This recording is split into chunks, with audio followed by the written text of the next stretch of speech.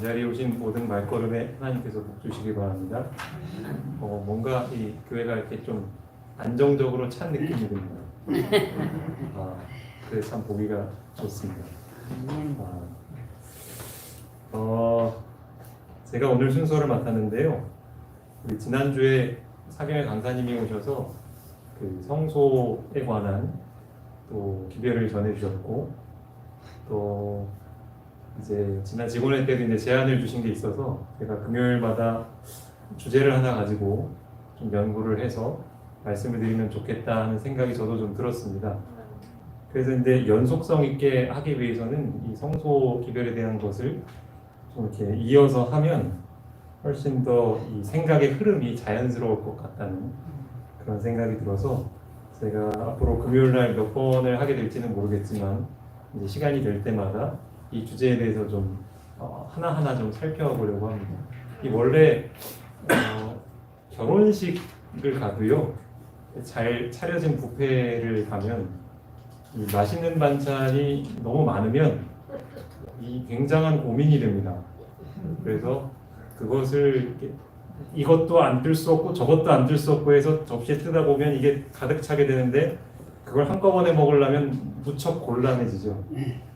사경회 같은 특별한 강사를 모신 기회가 그런 기회라면 이제는 천천히 이제 맛있는 것들을 꼭꼭 씹어가면서 이해해가면서 드시면 이 기별이 우리에게 또 영적 근육을 튼튼하게 해주지 않을까 하는 생각을 좀 해봅니다. 그래서 이 시간에는 우리가 일반 시간처럼 이렇게 말씀을 듣고 은혜를 받고, 물론 이제 은혜가 없는 건 아니지만 은혜를 받고 하는 시간이라기보다는 함께 이 성경절들을 하나하나 읽어보고 살펴보고 또 공부해가면서 이 기초를 다시 한번 좀 다지는 그런 의미로 좀 참여하시면 더 유익이 있을 것 같습니다. 총 주제는 성소 기별과 조사 심판입니다. 제가 부제를 이렇게 잡아봤는데요. 균형 잡힌 복음을 찾아서. 이 주제에 대해서 공부를 하다 보면 이 복음이라는 것이 한쪽으로 치우친 것이 아니라 아주 조화롭게 균형 있게 우리에게 복음을 제시해 주는 것이 바로 이 주제임을 아마 발견하시게 될 것입니다. 그래서 부제를 이렇게 잡아보았습니다. 성소 기별의 중요성에 대해서 좀 함께 보겠습니다. 사모님 좀 안식일처럼 읽어주시면 좋을 것 같습니다. 네. 보이나요? 네.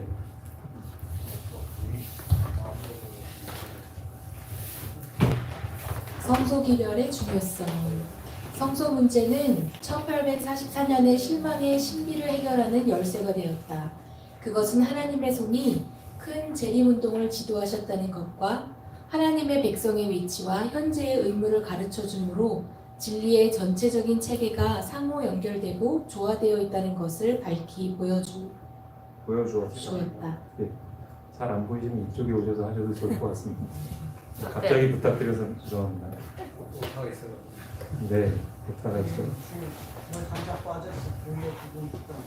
네. 우리 오타를 잘 잡아내신다는 건 아주 잘 집중하고 계신다는 뜻이죠. 아주 훌륭하십니다. 우리가 성소 기별을 연구해야 하는 이유는 여기 제시된 것처럼 우리의 위치 그리고 우리가 현재 해야 할 의무가 무엇인지를 이 성소 기별을 통해서 배울 수 있기 때문입니다. 아시는 것처럼 이 성소에 대한 기별은 여느 다른 교파에서는 들을 수 없는 고유한 기별입니다. 그렇기 때문에 이 부분을 잘 이해할 때 우리 교회가 왜 필요하고, 그리고 지금 이 시기에 우리 교회가 여타 다른 기독교 종파들 가운데서 어떤 역할을 해야 할지 그 좌표를 잡는 데 있어서 성소 기별이 우리에게 빛을 보여준다, 이렇게 이해하시면 좋을 것 같습니다. 또 하나 읽어보겠습니다. 하나님의 백성들은 성소 문제와 조사 심판에 관한 문제를 분명히 이해해야 할 것이다. 그렇지 못하면 그들은 이 시대에 필요한 신앙을 활용하거나 하나님께서 그들에게 차지하기를 바라시는 그 위치를 채우지 못하게 될 것이다. 네. 앞서서 읽었던 영감의 글과 좀 비슷하지만 또 다른 부분이 있습니다. 그러니까 하나님께서 차지하기를 바라시는 그 위치를 채우기 위해서는 이 기별을 이해하는 거죠. 그러니까 마치 우리가 운동 경기에서도 예를 들어 축구를 예로 들자면 저희 아들이 요즘 축구에 관심이 많이 있는데 축구에는 각 그 포지션이 있습니다. 그래서 공격수가 있고 또 중앙에 있는 미드필더라는 또 위치가 있고 수비수가 있습니다. 각자는 자기의 위치가 있고 그 범위 안에서 자기의 역할을 해야 합니다. 그래야 팀이 승리로 갈 수 있죠. 마찬가지로 이 지구상에서 특별히 이 재림교회 그리고 재림교인들이 담당해야 할 포지션이 있어요. 그 포지션을 잡기 위해서는 이 기별을 이해하는 것이 중요하다.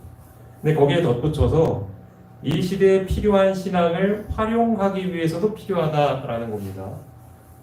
이 시대에 필요한 신앙. 아니 신앙은 신앙이면 신앙이지 이 시대에 필요한 신앙이 따로 있나? 라고 생각하실지 모르겠습니다. 이 용어를 좀 말씀드리면 이해하기가 쉬울 것 같습니다. 여러분 현대 진리 혹은 뭐 현재 진리라고도 이렇게 말을 하는데 그 용어를 들어보셨죠? 네. 성경의 각 시대마다 백성들에게 주어진 그 당시의 그 복음, 진리가 있습니다. 그것을 받아들였을 때의 영생이 있고 그것을 거절했을 때에는 그 반대편의 결과를 얻게 됩니다. 예를 들면 그 노아 홍수가 있기 전에는 어떤 기별이 있었죠? 방주로 들어가면 살 것이죠. 그것을 받아들이는 것과 받아들이지 않는 것은 어떤 차이가 있는지 성경의 기록이 증명해주고 있죠.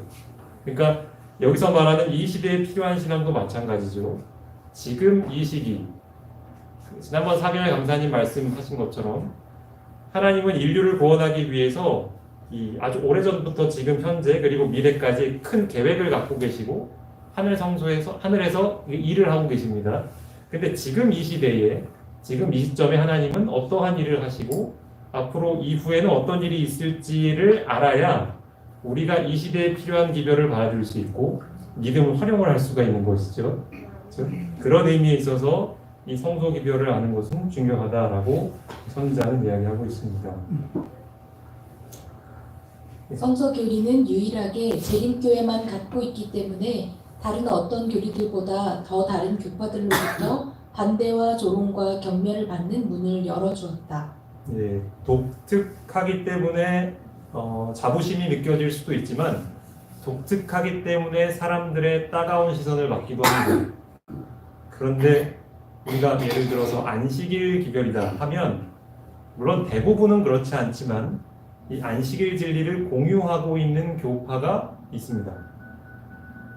근데 이제 이 성소교리 같은 경우는 아까 앞서 말씀드린 것처럼 그 어디서도 듣기가 어려운 고유한 것이기 때문에 뭐 우리가 현실로 보고 있지만 실제로 다른 교파의 사람들로부터 이렇게 만나서 이야기를 하다 보면 이제 그 중에서 이제 그래도 성경이 좀 신앙에 진지한 일반 개신교인들을 만나서 이야기를 하다 보면 요즘은 공격하는 것이 이런 거예요. 성소와 하늘 성소와 조사 심판에 대한 것. 그렇기 때문에 우리가 이런 현실적인 이유 때문에라도 이 기별이 어떤 의미인지를 잘 이해해야 할 필요가 있다고 생각이 듭니다. 이제 하나하나 좀 살펴보도록 하겠습니다. 여러분에게 한번 질문을 드려보겠습니다. 여러분, 하나님의 백성도 심판을 받을까요? 네, 받죠. 그래요? 예. 오, 하나님의 백성도 정말 심판을 받나요? 하나님의 백성일수록 받지요. 그렇군요. 세상에서 어떻게 네. 지내왔는지 그 하나하나 지금 예수님께서 성소에서 기록하고 네. 있는 것이 있잖아요. 네네. 어. 예, 이 부분에 대해서 좀 바르게 먼저 잡고 가는 것이 필요하리라 생각이 됩니다. 우리 장입사님 말씀해 주신 것처럼 또 생각하시는 분들도 있지만 또 반대로 머리로는 그렇게 이해하더라도 실제로는 내가 그래도 심판을 받겠나? 라고 안심하고 있는 교인들도 상당수 있어 보입니다. 이 문제에 대해서 좀 짚고 넘어가겠습니다. 또다시 주께서 그의 백성을 심판하리라 말씀하신 것을 우리가 아노니. 네, 여기 바울이 그 한 말씀인데 여기서 주께서 누구를 심판하신다고요? 그의 백성을. 즉 하나님의 백성을 심판하리라 하셨다라는 말씀에 너무나도 분명하게 제시가 되어 있습니다. 그러니까 하나님의 백성들도 심판의 대상이 된다. 예외가 아니다. 이 기초를 좀 잘 이해할 필요가 있습니다. 하늘에서 벌어지는 심판. 내가 보았는데 왕좌가 놓이고 옛적부터 항상 계신 이가 좌정하셨는데 그 옷은 희기가 눈 같고 그 머리털은 깨끗한 양의 털 같고 그 보좌는 불꽃이요 그 바퀴는 붙는 불이며 불이 강처럼 흘러 그 앞에서 나오며 그에게 수종하는 자는 천천히요 그 앞에 시위한 자는 만만이며 심판을 베푸는데 책들이 펴 놓였더라. 네, 이 광경을 한번 머릿속으로 상상을 해보시기 바랍니다. 왕좌가 있습니다. 왕이 앉는 보좌. 거기에는 옛적부터 항상 계신 분이 앉아 계십니다. 이분이 누구실까요? 하나님. 네. 그분의 옷은 어떻고 머리털은 어떻고 설명이 나오면서 또 보좌가 불꽃이고 바퀴가 또 불이고 또 불이 강처럼 흘러나오고 굉장히 그 불로 묘사가 되어 있는 곳입니다. 이곳은 어딜까요? 하늘. 네. 적어도 우리의 눈으로 이 지상에서 보기는 어려운 장면입니다. 우리 대한민국의 대통령의 의자도 저렇게 불타는 물로 되어 있지는 않죠. 네. 그 뒤를 보면 그에게 수종하는 자, 그 앞에 시위한 자가 셀 수 없이 많습니다. 이들은 누굴까요? 천사들. 아, 예. 맞습니다. 천사들. 그러니까 아버지 하나님이 앉아 계시고 옆에 천사들이 이렇게 모셔 서 있고 그리고 그곳에서 하는 일은 심판이죠. 심판을 하고 있습니다. 그런데 여기에 특이한 점은 뭐가 펴져 있었다? 책이 펴져 있었다라고 합니다. 믿는 자들이 심판에 포함됨. 옛적부터 항상 계신 이가 와서 지극히 높으신 이의 성도들을 위하여 원한을 풀어주셨고 때가 이름에 성도들이 나라를 얻었더라. 네, 방금 전에 읽었던 그 말씀에 심판의 장면이 나왔는데 책들이 펴져 있는 심판. 근데 그 심판의 대상이 누구인가를 봤더니 여기 누구를 위해서? 성도들을 위하여 원한을 풀어주셨다. 그렇게 표현을 하고 있죠. 그렇기 때문에 이 심판에는 누가 포함이 되냐 하면 하나님을 믿는 사람들, 하나님의 백성들이 포함이 되죠. 그렇죠? 그러므로 이제 그리스도 예수 안에 있는 자에게는 결코 정죄함이 없나니. 로마서 8장 1절. 예, 이 말씀을 한번 잘 보시기 바랍니다. 그리스도 예수 안에 있는 자에게는 정죄함이 없다 이렇게 이야기를 합니다. 근데 여러분 이 말씀을 통해서 생각을 해봅시다. 한번 해보시죠. 그럼 이 말씀을 통해서 보면 그리스도 예수 안에 있는 자는 심판을 받는 건가요? 받지 않는 건가요? 받지요. 답이 갈립니다. 받아요. 심판을 받지만 네, 심판장의 아버지니까 네. 아버지가 자식을 네, 이게 언뜻 보면 심판을 받지 않고도 구원을 받을 수 있다는 것처럼 보일 수 있지만 찬찬히 자세히 보면 심판이 없다는 것이 아니라 정죄가 없다는 것이죠. 쉽게 얘기하면 재판을 받지만 거기에서 유죄 선고를 받지 않을 것이라는 것이죠. 이해가 되시죠? 그러니까 오히려 이 말씀은 심판이 그러니까 하나님의 백성들이 심판을 받는다는 근거가 되기도 합니다. 그런 의미에서 이 말씀을 보면 굉장히 우리에게 깊은 은혜가 있죠. 예수님 안에 있다라는 것이 이 심판을 받는 장면 가운데서는 굉장히 소중한 것이죠. 그렇다면 이 심판은 과연 언제 있을 것인가를 생각해 보겠습니다.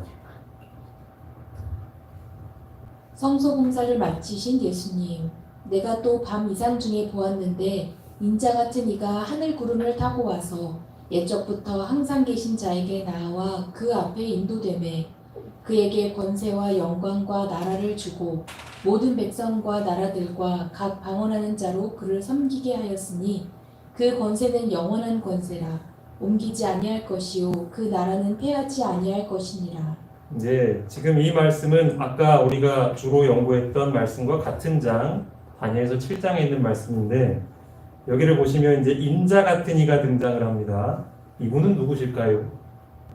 예수님. 예, 보통 인자로 표현된 분은 예수님이죠. 이분이 지금 하늘 구름을 타고 와서 옛적부터 항상 계신 자에게 나아간다 그럽니다. 그럼 이거는 무슨 장면일까요? 하나님 앞으로 나아가는 하나님 앞으로 나아가는. 모습. 예, 간혹 어떤 분들은 하늘 구름을 타고 간다 이렇게 얘기를 보시고서는 재림하시네 라고 생각하시는 분들이 계십니다. 하늘 네. 성소. 그렇지는 않습니다. 예, 방금 말씀해 주신 것처럼 그 뒤에 나오는 것처럼 옛적부터 항상 계신 분에게 나아가기 때문에 이것은 재림 전에 있는 장면입니다. 그리고 나서 이제 어떤 일이 벌어지냐면 그 아버지 하나님께로부터 이제 예수님이 뭔가를 받으십니다. 뭘 받으시냐면 초록색으로 된 부분을 보면 권세와 영광과 나라를 주고 이렇게 표현을 하고 있죠. 그리고 그 뒤에 보면 권세는 영원한 권세, 나라는 패하지 않는 나라. 그것을 아버지 하나님께 받으십니다. 자, 그러면 질문입니다. 그럼 이 일이 있고 나서 어떤 사건이 벌어질까요? 재림. 그렇죠. 그러니까 정리를 하자면 지금 인자 같은 이가 구름을 타고 아버지께 나아가기 전까지는 어디에 계신 거냐면 성소에서 그분의 대언자로서의 봉사를 하고 계신 거예요. 그것이 마치고 난 다음에 누구에게 가셔요? 여기 나온 것처럼 옛적부터 항상 계신 분에게 갑니다. 그리고 그분께 가면 권세와 영광과 나라를 받아요. 그럼 그걸 받아서 어디로 오실까요? 재림. 네, 이 지구상에 재림을 하러 오시는 것입니다. 이제 좀 정리가 되십니까? 예. 신원하심, 성도가 나라를 얻음. 옛적부터 항상 계신 자가 와서 지극히 높으신 자의 성도를 위하여 신원하셨고 때가 이름에 성도가 나라를 얻었더라. 이게 아까 우리가 봤던 그 심판의 장면인데요. 신원하셨고는 심판을 하시는 장면 이렇게 이해하시면 되고 그 뒤에 이제 어떤 일이 벌어지냐면 성도가 나라를 얻는다 이렇게 표현하고 있죠. 좀 전에 설명드린 것처럼 이제 아버지께 나라를 받으신 그분이 이제 이 땅에 내려오시는 걸 우리는 재림이라고 하잖아요. 그렇죠? 그러니까 그 나라를 얻는 사건 이전에 심판이 있네요. 그러면 심판이 뭐 전에 있는 거예요? 재림. 재림 전에 있네요. 그래서 우리가 조사 심판을 재림 전 심판이라고도 불러요. 그렇죠? 예. 그 부분을 좀 이해하시면 좋겠습니다. 그때에 내 민족을 호위하는 대군 미가엘이 일어날 것이요 또 환란이 있으리니 이는 개국 이래로 그때까지 없던 환란일 것이며 그때에 내 백성 중 무릇 책에 기록된 모든 자가 구원을 얻을 것이라. 네, 여기 보면 이제 대군 미가엘이 일어난다 했는데 이 미가엘은 누구일까요? 예수님을 호위하는 미가엘은 뭐 나중에 설명드릴 기회가 있으면 좀 자세히 설명을 드리겠지만 천사장으로 표현된 예수님이십니다. 예, 천사의 그러니까 우두머리 이렇게 이해하시면 되겠습니다. 그 미가엘 예수님께서 일어나시는데 또 환란이 있을 건데 그 환란은 무지무지한 환란이 있을 거라고 합니다. 이 환란은 정말로 끝 직전에 있을 환란입니다. 끝 직전에 있을 환란. 그리고 나서 뭐가 기록이 되어 있냐면 무릇 책에 기록된 사람이 구원을 얻을 것이라 그렇게 이야기를 하고 있습니다. 그렇다면 이 환란이 있기 전에 뭐가 결정이 돼야 되냐 하면 구원의 여부가 결정이 돼야 하는 것이에요. 그렇죠? 네. 예. 그러면 그걸 이제 여기서는 책에 기록된 모든 자라고 표현을 했죠. 이 얘기는 앞서 다니엘서 7장에 얘기한 책들이 펴져 있고 천사들이 시위하고 있는 그곳에서 이제 무죄의 선고를 받은 그들이 이제 이 환란을 통과하게 될 텐데 그렇지 않은 사람들과는 전혀 다른 운명이 되는 것이죠. 예. 그러니까 이 말씀은 그걸 보여주고 있는 것입니다. 그러니까 큰 환란이 있기 전에 이제 이 조사가 있을 것임을 암시하고 있는 거예요. 조사의 심판이. 책에 기록되어야 무엇이든지 속된 것이나 가증한 일 또는 거짓말하는 자는 결코 그리로 들어오지 못하되 오직 어린 양의 생명책에 기록된 자들 뿐이라. 계시록 21장 27절. 그러나 귀신들이 너희에게 항복하는 것으로 기뻐하지 말고 너희 이름이 하늘에 기록된 것으로 기뻐하라 하시니라. 네. 요한복음 10장 20절. 그러니까 중요한 건 어디에 기록되어야 되는 거예요? 책에 기록되어야 되는 겁니다. 생명책에. 근데 생명책에 뭐가 기록이 돼야 될까요?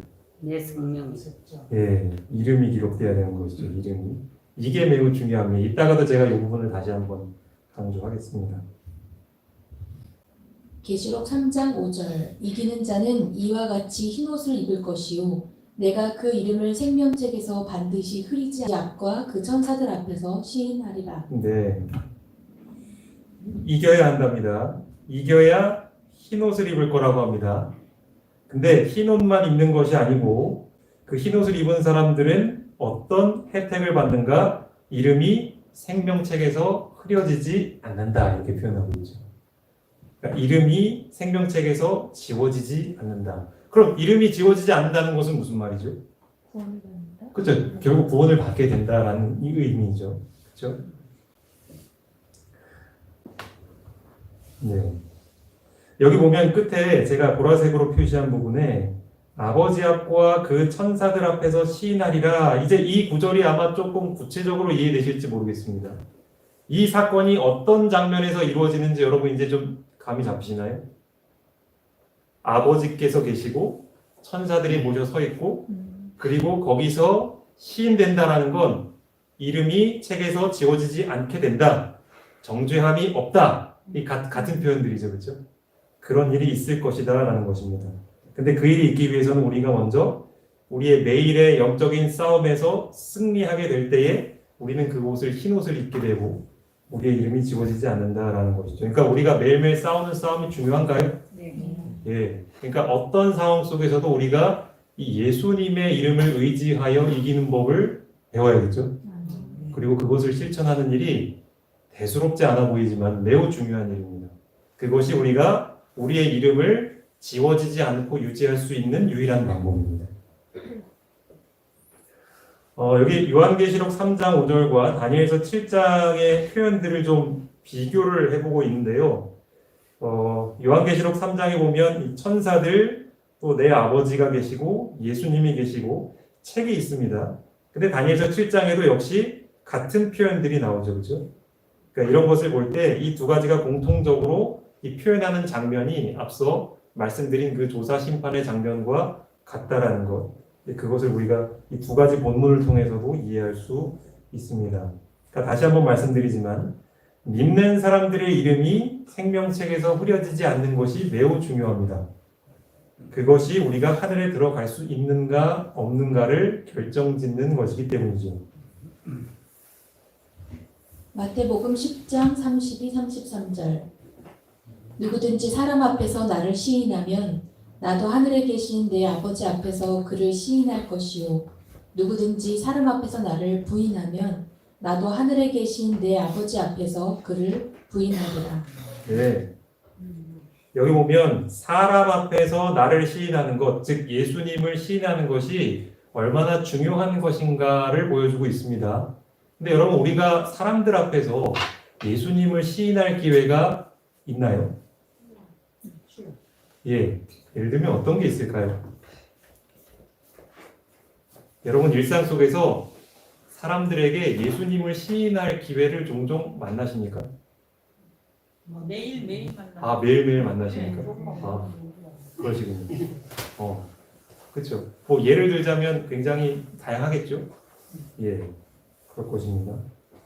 뭐 예를 들면 뭐 좀 특별한 예를 들자면 우리의 믿음의 성도들이 이 신앙을 핍박하는 때에 너 예수 믿는 거 포기해 이렇게 압박이 들어올 때에도 난 절대로 그럴 수 없다라고 고백하는 것도 예수님을 뭐 시인하는 것이 될 수 있겠죠. 뭐 예를 들면 우리가 이제 종종 겪게 되는 상황인데 내가 교회를 다니는 사람이라는 것을 밝혀야 되는 상황이 될 수도 있습니다. 근데 그럴 때에 주저없이 나갈 수도 있지만 또 어떤 분들에게는 그것이 굉장한 도전이 되기도 합니다. 내가 이렇게 얘기하면 저 사람은 어떻게 나를 볼까? 근데 그냥 장로교회도 아니고 감리교회도 아니고 아주 작은 이름도 긴 그 교회에 다닌다고 이야기를 하는 것은 굉장히 큰 용기가 필요하죠. 그것은 이제 예수님의 이름을 시인하는 또 하나의 예이기도 합니다. 근데 그 외에도 우리는 사람들 앞에서 나를 시인할 수 있습니다. 그것은 무엇이냐 하면 우리의 일상 속에서 어떤 어려움과 문제를 만날 때에 그 문제를 해결하기 위해 어떤 사람을 의지하는 대신 예수님의 이름을 의지하기로 선택하고 그분의 이름을 부르는 것도 예수님을 시인하는 것입니다. 그렇죠? 근데 그러한 하나하나의 시인하는 행동들이 우리의 구원에 얼마나 큰 영향이 있는지를 예수님이 직접 말씀하신 것이죠. 사람 앞에서 시인하면 예수님이 어떻게 하신다고요? 아버지 앞에서 그를 시인하실 것이요. 그러니까 이게 어떤 장면에서 시인하는 것인지 이제 좀 이해가 되시나요? 그렇죠.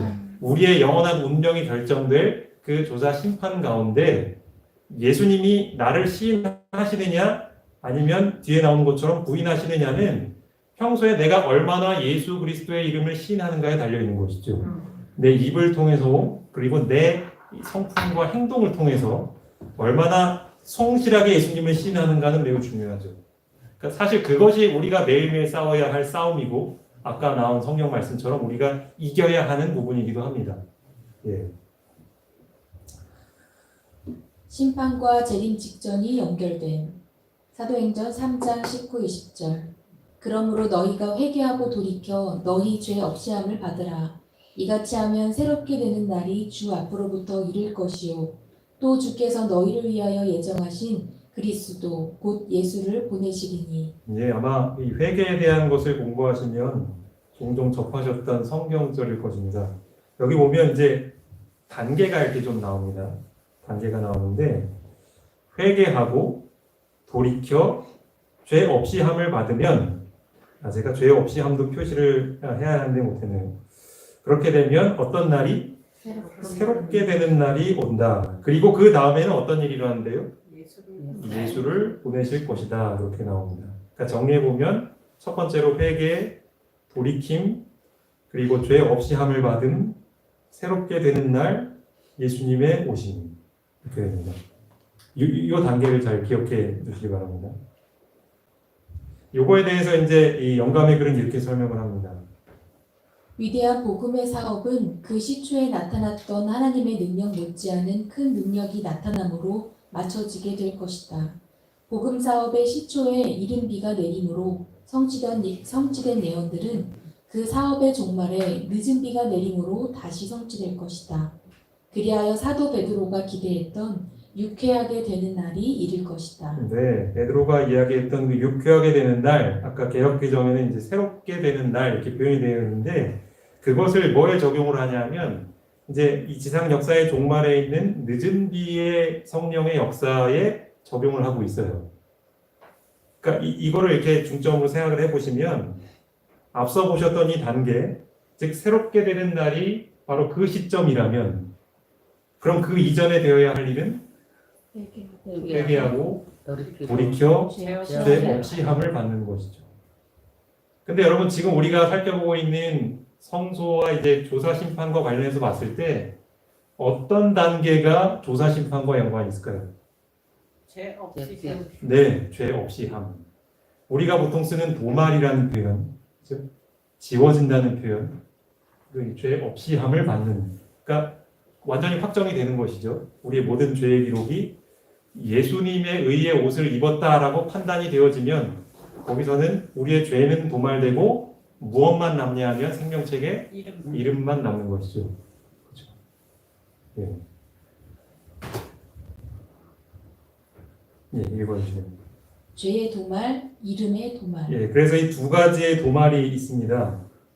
하나는 죄의 도말이고 하나는 이름의 도말인데 우리의 죄가 도말되느냐 아니면 이름이 도말되느냐에 따라서 우리의 영원한 운명은 정반대가 됩니다. 여기 보면 제가 이제 그냥 성경절만 좀 써놨는데요. 계시록 3장 5절에 아까 나왔던 말씀이라 제가 넣지는 않았습니다. 이기는 자는 흰 옷을 입을 것이고 내가 그 이름을 생명책에서 반드시 흐리지 아니할 것이다. 그리고 그 이름을 시인할 것이다. 이렇게 표현하고 있죠. 계시록 21장 27절에는 오직 어린 양의 생명책에 기록된 자들만 하늘에 들어가게 될 것이다. 이제 그런 말씀이 있었고요. 그리고 다니엘서 12장 1절에는 이제 미가엘이 일어나게 되는데 그리고 환란이 있을 것이고 근데 그때에 백성 중에서 어떤 사람이 구원을 받느냐 하면 책에 기록된 자, 즉 이름이 도말되지 않은 사람이 구원을 받을 것이다. 이렇게 표현하고 있죠. 그렇기 때문에 우리는 이 중에서 어떤 거가 도말돼야 될까요? 죄가 그렇죠.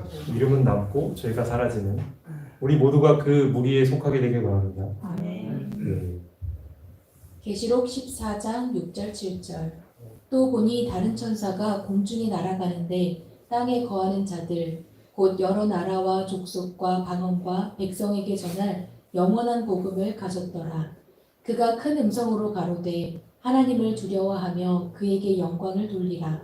이는 그의 심판하실 시간이 이르렀음이니 하늘과 땅과 바다와 물들의 근원을 만드신 이를 경배하라 하더라. 네, 우리는 이 지금 조사 심판에 대한 것을 이제 살펴보고 있는데 이 말씀은 세 천사의 기별로 익숙하죠. 그 중에 첫째 천사의 기별입니다. 그런데 여기 보면 아주 그 흥미로운 부분이 있는데 제가 색깔로도 표시를 해놨습니다.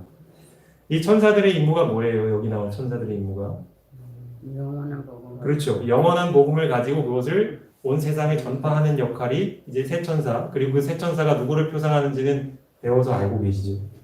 그런데 이 영원한 복음을 가진 세 천사가 돌아다니는 그 시대에 뭐도 함께 이루어지는 거예요? 심판. 심판이 이루어지는 거죠. 그의 심판하실 시간이 이르렀다 이렇게 표현을 하고 있죠. 그러니까 우리는 이것을 통해서 뭘 알 수 있냐면 이 심판, 즉 조사 심판이 어느 시기에 해당되는 어느 시기에 일어날 일인지를 볼 수 있는 겁니다.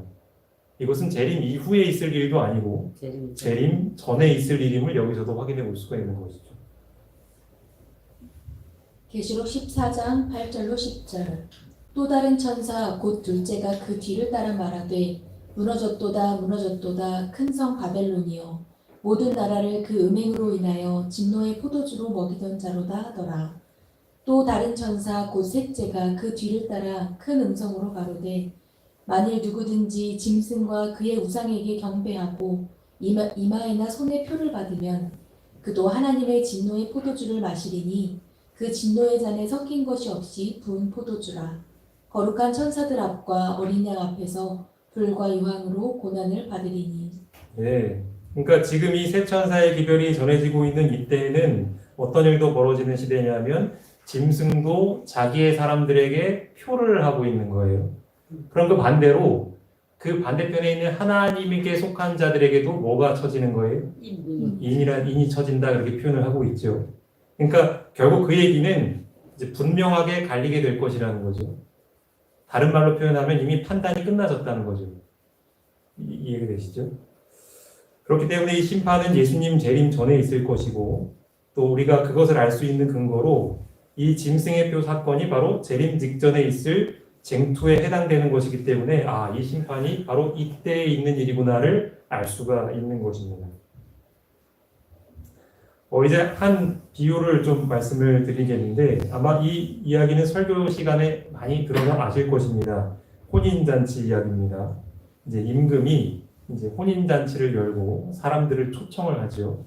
그래서 종들을 시켜서 미리 알려줍니다. 그래서 이제 때가 돼서 다시 사람들을 보내서 이 잔치에 오라고 초청을 하는데 사람들의 반응이 어때요? 안 와요. 거절하고 안 와요. 그러니까 임금이 어떻게 했죠? 나가서 데리고 오라. 이 사람 저 사람 가리지 말고 다 데려와라. 그래서 사람들이 이제 그 빈자리를 채우기 시작합니다. 다 찼어요. 근데 임금님이 이제 딱 잔치 자리에 등장을 해서 이제 사람들을 쭉 살펴봐요. 근데 그냥 보는 게 아니고 누가 와서 축의금 많이 낼까 보는 게 아니고 뭘 보죠? 네, 예복을 입었나 안 입었나를 보죠. 그리고 나서 예복을 안 입은 사람을 발견했을 때 어떻게 했죠? 예. 이제 이 이야기가 바로 무엇을 보여주냐면 이 우리가 지금 살펴보고 있는 조사 심판에 대한 부분을 잘 설명해 주고 있는 것입니다. 그러니까 여기 잔치에 참여한 사람들의 공통점은 뭐냐면 지위, 재산 이런 건 다 다를지 몰라도 초청을 어떻게 한 사람들? 받아들인 사람들이죠. 거기에 참석한 사람들은 다 받아들인 사람들이에요. 그런데 그 중에서 나눠지는 거죠. 예복을 입은 사람과 입지 않은 사람. 그리고 그것을 판단을 하기 위해서 임금이 등장을 하는 거죠. 그렇죠. 이것이 바로 우리가 아까 살펴봤던 조사심판의 장면과 아주 흡사하죠.